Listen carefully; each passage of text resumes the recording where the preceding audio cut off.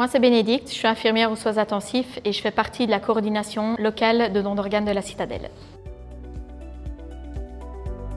À la Citadelle, les dons sont gérés par une cellule de coordination locale des dons d'organes. On s'occupe uniquement des dons chez les patients décédés.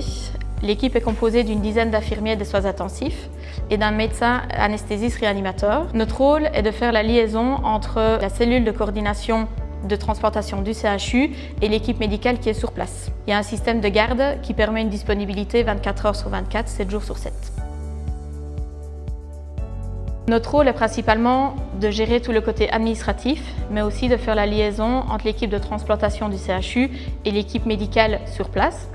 Nous avons aussi un rôle d'accompagnement des proches, de la famille, où nous les accompagnons de l'annonce de la mort cérébrale ou de la situation médicale sans issue jusqu'à la fin de la procédure et la restitution du corps du défunt. Malheureusement, oui, nous avons encore beaucoup de refus parce que les proches sont sous le choc de la perte et donc, par réflexe, ils s'opposent à la procédure de don d'organes. C'est pourquoi on pense que c'est important que chacun puisse exprimer de son vivant sa décision afin que les familles ne doivent pas prendre la décision d'eux-mêmes et ne pas avoir cette responsabilité-là. Nos missions sont principalement sous deux axes. L'accompagnement de la famille, où là on va répondre à leurs questions, les accompagner dans leur démarche et les accompagner vraiment dans tout ce cheminement.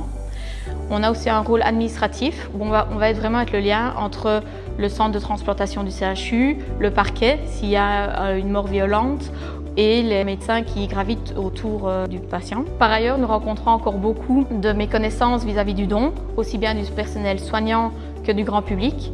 Ce sujet est encore fort tabou, même dans le milieu médical, ce qui est un frein à la sensibilisation du grand public. La sensibilisation des soignants est la première étape pour informer et convaincre le grand public.